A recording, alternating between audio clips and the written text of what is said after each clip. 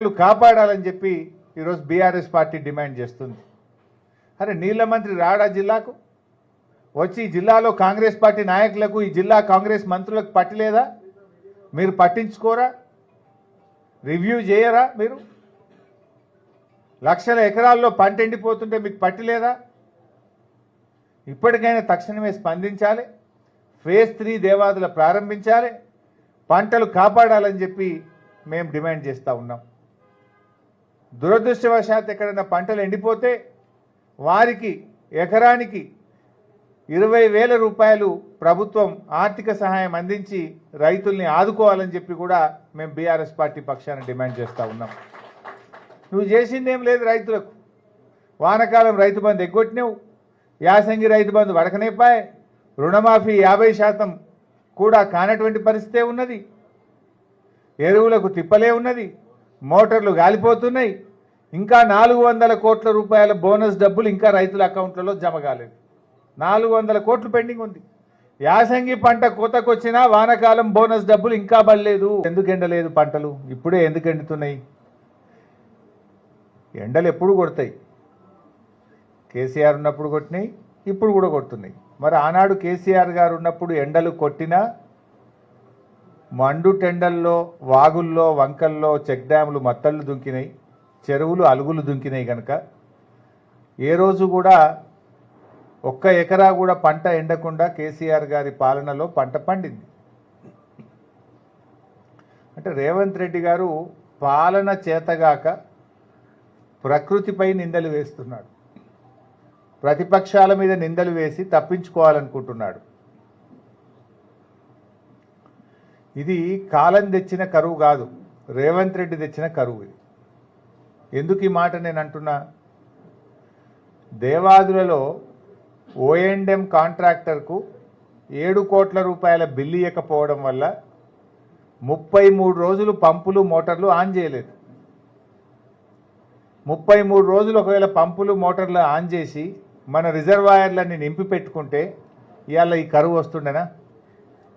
రేవంత్ రెడ్డి తన చేతగాంతనాన్ని తన తప్పిదాన్ని తప్పించుకోవడానికి హరీష్ రావు గారి మీదనో కేటీఆర్ గారి మీద నిందలేసుడో, ఎండల మీద కాలం ప్రకృతి మీద నిందలు వేసో నెపాలు పెట్టి తప్పించుకోవాలని చూస్తున్నాడు.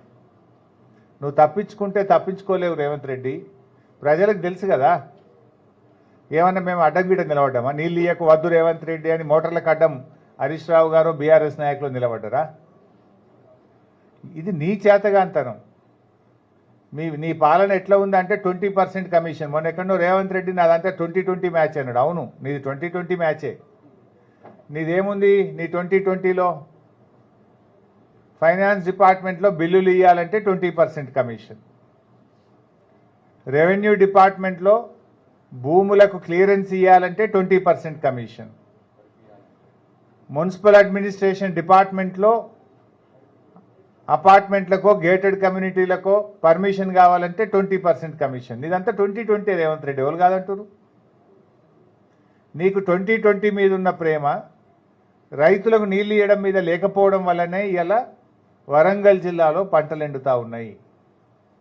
ఈ పంటలు ఎండడానికి కేవలం కాంగ్రెస్ ప్రభుత్వ వైఫల్యం. ఇదేదో ప్రకృతి వైపరీత్యం కాదు, ఇది కాంగ్రెస్ ప్రభుత్వ వైఫల్యం. ఇది ముమ్మాటికి రేవంత్ రెడ్డి ప్రభుత్వ వైఫల్యం. ప్రకృతి ఈసారి కనికరించింది. పోయినసారి కంటే ఈసారి కాలం మంచిగైంది, వర్షాలు బాగుపడ్డాయి. కృష్ణా నదిలో వేలాది టీఎంసీల నీళ్లు సముద్రంలో కలిసినాయి, గోదావరిలో వేలాది టీఎంసీల నీళ్లు సముద్రంలో కలిసినాయి. కేసీఆర్ ఉండగానేమో చుక్క చుక్కను ఒడిచిపెట్టిండు, రేవంత్ రెడ్డి ఏమో నీళ్లను వదిలిపెట్టిండు. కేసీఆర్ గారు గోదావరిలో నది ప్రారంభమైందనగానే మోటార్లు ఒక్క సెకండ్ కూడా లేటు కాకుండా మోటార్లు ఒత్తుపిస్తుండే, ప్రతి చుక్కను తెచ్చి రిజర్వాయర్లు నింపుతుండే, చెరువులు నింపుతుండే, వాగులల్లో నీళ్లు వదులుతుండే. ప్రతి చుక్కను ఒడిసిపట్టింది కేసీఆర్ అయితే ఇడిచిపెట్టింది రేవంత్ రెడ్డి. గందుకే తిప్పలైతుంది. వాస్తవానికి కాలం మంచిగా కాగానే నదిలో నీళ్లు రాగానే నువ్వు మోటార్లు ఒత్తాలనా వద్దా? ఎండాకాలంలో నువ్వు O&M పనంతా చేసుకొని కాంట్రాక్టర్లను సమాయత్తం చేయాల్సిన బాధ్యత ప్రభుత్వందా కాదా? అంటే నీకు పరిపాలనా దక్షత లేదు. లేకిడితనం తప్ప పిచ్చి మాటలు తప్ప పాలించే దక్షత రేవంత్ రెడ్డికి లేకపోవడం వల్ల ఇవాళ రాష్ట్రానికి ఒక గ్రహణం లాగా పట్టింది ఈ రేవంత్ రెడ్డి.